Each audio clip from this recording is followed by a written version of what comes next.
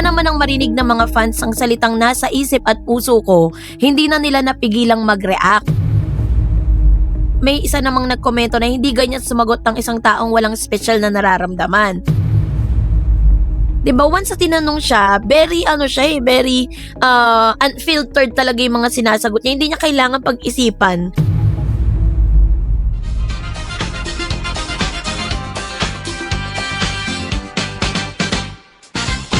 Usap-usapan ngayon sa social media ang naging sagot ni Bimby Aquino matapos siyang tanungin ng isang fan tungkol kay Raisa May Dizon sa isang meet and greet pagkatapos ng Eat Bulaga. Isang simpleng tanong lang sana ang ibinato ng fan, nasaan po si Raisa May? Pero ang isinagot ni Bimby ang talagang nagpagabog ng kilig sa maraming nakarinig. So yan ang ating pag-uusapan maya-maya lang. But before that, if you haven't subscribed yet to my YouTube channel, please don't forget to like, share, and subscribe at i-hit mo na rin ang notification bell for more showbiz updates. So, ito na. Sa halip na sabihin kong naroon si Raisa, napangiti si Bimby at sinabing, eto, panoorin natin. Let's watch this video clip. Raisa? Where? Nasa puso mo! Where's Raisa? Puso isip ko. Boom! Isang maikling linya pero sapat na yon para mabaliw sa kilig ang mga netizen. Agad itong pinag-usapan online ng maraming fans ang nagsabing tila may espesyal na kahulugan ang naturang pahayag. Siyempre, kung matagal ka nang sumusubaybay sa tambalang ni Bimby at Raisa, alam mong hindi ito ang unang pagkakataong kinilig ang kanilang supporters. Sa bawat pagkakataong nagkakasama sila, hindi may iwasang mapansin ng marami ang kanilang natural na chemistry, ang kanilang komportable samahan at ang paraan ng kanilang pakikitungo sa isa't isa. Kaya naman ang marinig ng mga fans ang salitang nasa isip at puso ko, hindi na nila napigilang mag-react. Marami ang nagsabing parang hindi raw ito ordinaryong sagot. Para sa iba, kung simpleng kaibigan lang ang tinutukoy, maaari namang sabihin ni Bim na nasa backstage, hindi ko alam, o kaya naman mamaya pa siya. Pero ang pinili niyang sagot ay tila mas malalim at mas personal. Dahil dito, bumaha ang iba't ibang komento online. May nagsabi na, aba, ibang level ng sagot ni Bimby. May isa namang nagkomento na hindi ganyan sumagot ng isang taong walang special na nararamdaman. May ilan din nagsabing, kinilig ako kahit wala pa namang konfirmasyon. Natural lang naman na fans ang magbigay ng kani-kanilang interpretasyon sa mundo kasi ng showbiz.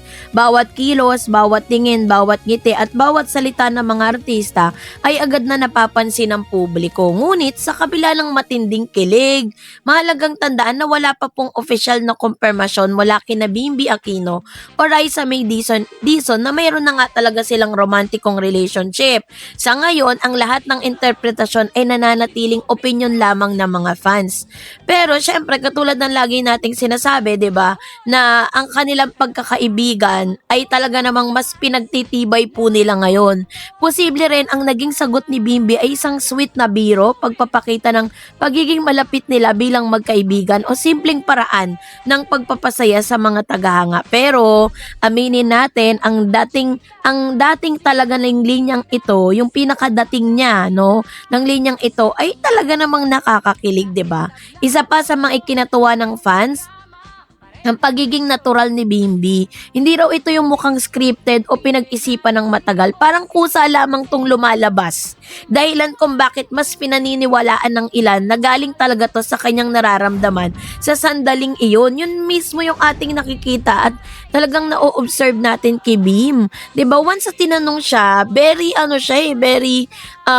unfiltered talaga yung mga sinasagot niya. Hindi niya kailangan pag-isipan.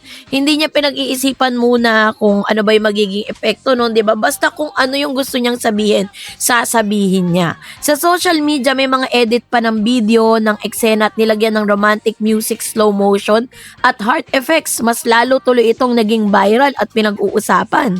Samantalang may mga netizen din na nagpayo na wag agad magbigay ng konklusyon.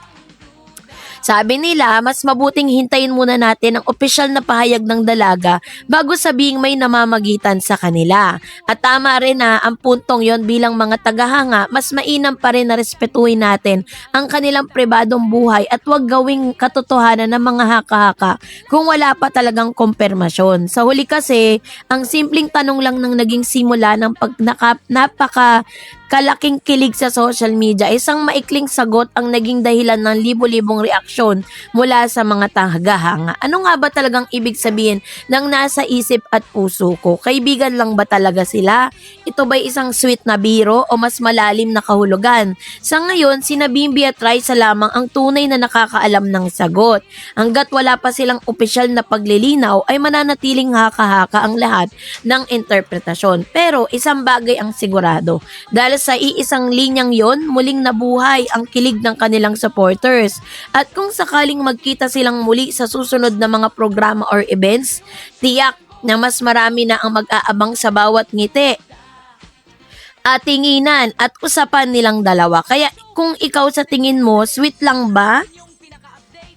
Sweet lang ba talagang sagot ni Bimbi o may lihim itong ipinapahiwatig? Bahagi kasi yun ng opinyon at wag din nating kalimutang suporta ng inyong mga paboritong artista habang nirerespeto rin ang kanilang pribadong buhay. Pero ngunit para sa mga solid supporters ng kanilang tambalan, iba ang dating ng mga salitang yon. Kasi sa kanilang pananaw, hindi raw basta-basta sasabihin ng isang tao na nasa isip at puso ko kung ordinaryong kakilala lamang ang tinutukoy. Kaya naman hindi rin mapipigilan ng marami na magtanong, may special na nga ba silang damdamin? No? May special na nga bang damdamin si Bimbi para kay Raisa? Sa mga susunod na komento, may nagsabing grabe isang linya lang pero parang buong teleserye ang dating. May isa na namang nagsulat, kung ako si Raisa at maririnig ko yan, automatic kikiligin ako, sabi niya. Habang iba ay nagsasabing wag muna tayong mag-assume pero ang sweet talaga ng sagot.